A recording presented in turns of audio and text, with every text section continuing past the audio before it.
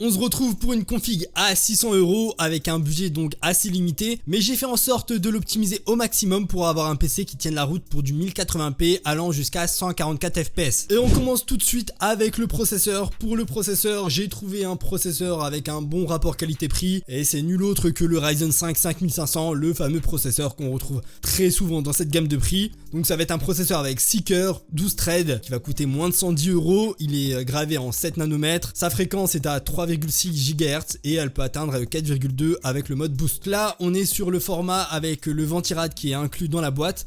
Donc ça suffit largement pour le 5500, il chauffe pas trop, il a un TDP de 65 watts, donc pas la peine de prendre un autre ventirad, celui-là suffira largement. Pour la carte mère, une MSI A520MA Pro à 77 €, donc c'est une carte mère au format micro ATX assez classique qu'on retrouve là aussi dans ce genre de gamme de prix. Elle va avoir 2 slots de mémoire, un slot M2, 4 ports USB 3.2, coûte pas très cher, elle est assez fiable, elle fait le taf, donc ça suffit largement pour notre config. On va rester sur le classique 16 Go au format 2x8 Go avec des barrettes de chez Kingston, des Fury Beast à 49 €, cadencées à 3200 MHz, donc là aussi elles font très bien le travail. Si vous avez des besoins un peu plus particuliers, je vous conseille d'aller sur du 32 Go, ça va être plus intéressant pour vous, mais 16 Go si vous faites que du gaming. Pour le moment, à l'heure actuelle, 16 Go pour du gaming, ça suffit encore largement. Pour le SSD, donc là, comparé à l'année dernière, je proposais du 512 Go, là on va partir plutôt sur du 1 TO, donc avec un SSD au format M2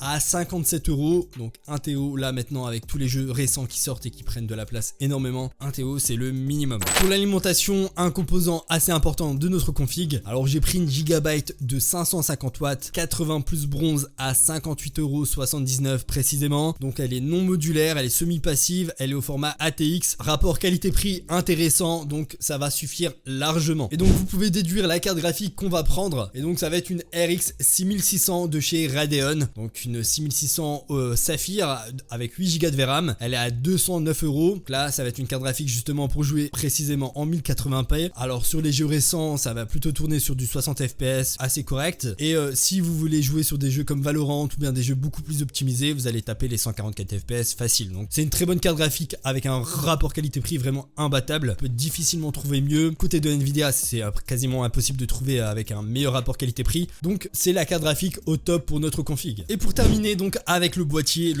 ça va être un MagForge 110R à 54,90 € exactement, donc vous avez un ventilateur ARGB qui est inclus. Alors je l'ai choisi parce que actuellement il y a une offre aussi qui est intéressante, c'est que vous avez une souris qui est offerte à l'intérieur, donc vous avez le boîtier et la souris en même temps. Ça va être un boîtier donc au format moyen tour qui accepte les cartes ATX, et donc il y a des aérations par devant, par derrière, au-dessus, donc ça va être nickel. Vous pourrez rajouter aussi des ventilateurs pour optimiser le airflow. Vous pourrez rajouter 3 ventilateurs devant par exemple, et des ventilateurs RGB pour que ça fasse un peu plus stylé, donc c'est nickel pour ce prix là. Voilà, la config est terminée, n'hésite pas à lâcher un petit like. Si t'as une question, n'hésite pas à la poser en commentaire, et nous on se dit à la prochaine.